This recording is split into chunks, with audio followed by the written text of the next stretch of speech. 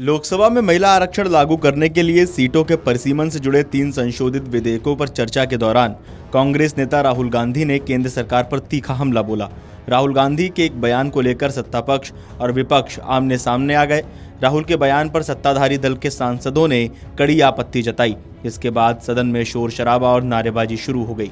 उन्होंने सरकार से 2023 के महिला आरक्षण विधेयक को दोबारा लाने की मांग करते हुए कहा कि विपक्ष इसे तुरंत लागू कराने में पूरा सहयोग देगा। राहुल गांधी ने आरोप लगाया कि सरकार अन्य पिछड़ा वर्ग यानी ओबीसी को सत्ता और प्रतिनिधित्व देने से बचने की कोशिश कर रही है। उन्होंने कहा कि यही सरकार की वास्तविक मंशा प्रतीत होती है।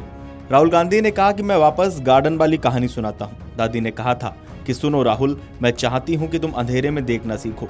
अंधेरे में देखना ही असली ताकत है। ये बढ़िया पॉलिटिकल लेसन है। जो असली ताकत होती है वो छिपकर काम करती है और अपने आप को दिखाती नहीं है। मैं ये बात इसलिए बता रहा हूँ कि सभी जानते हैं एक पार्टनरशिप हमारे जादूगर और बिजनेसमैन के बीच है। इस पर एनडीए सांसदों ने हंगामा शुरू कर दिया। राहुल ने कहा कि मैं पीएम का नाम नहीं ले रहा हूँ, मैंने पीएम का नाम नहीं लिया। सर, ये पार्टनरशिप मजबूत है लेकिन छिपी है। जादूगर के पूरे इतिहास में ये ताकत छिपी है। जब से वे यहाँ आए तब से ये चल रहा है। भाजपा जानती है कि ये बिल पास नहीं हो सकता। वे इतने बेवकूफ़ नहीं हैं, वे जानते हैं। इसीलिए उन्होंने चुनावी नक्शा बदलने के लिए महिला आरक्षण का सहारा लिया।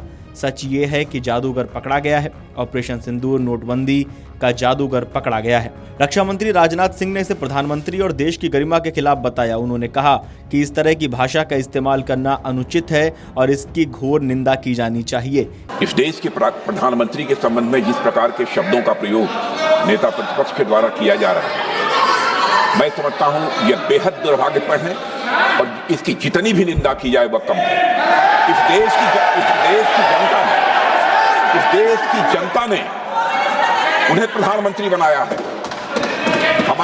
हमारे दल को इतनी स्ट्रेंथ दी है जिससे स्ट्रेंथ के कारण वह प्रधानमंत्री बने। या किसी व्यक्ति का यह अपमान नहीं कर रहे हैं बार बार मैजिशियन कहकर, देश की जनता का अपमान कर रहे हैं अध्यक्ष महोदय।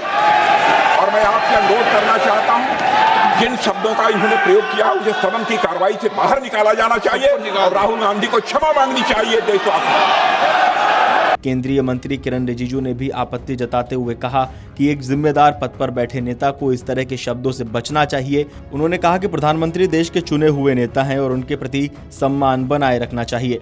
विवाद बढ़ने पर लोकसभा अध्यक्ष ने हस्तक्षेप किया और राहुल गांधी के भाषण के कुछ अंशों को कार्रवाई से हटाने का निर्देश दिया। रिजिजू ने कहा कि उन्हें पूरे भाषण से आपत्ति नहीं है, लेकिन कुछ टिप्पणियां अनुचित हैं और नियमों के खिलाफ हैं। रक्षा मंत्री ने कहा कि हम भी कह रहे हैं कि भाषण नियम के तहत दीजिए। बार बार पीएम का मजाक उड़ाना गलत है।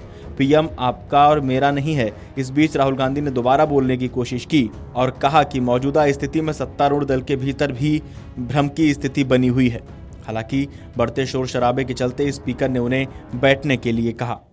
अगर आप ये वीडियो YouTube पर देख रहे हैं तो हमारे चैनल को सब्सक्राइब कर बेल आइकन दबाएं और Facebook पर देख रहे हैं तो हमारे पेज को लाइक करें।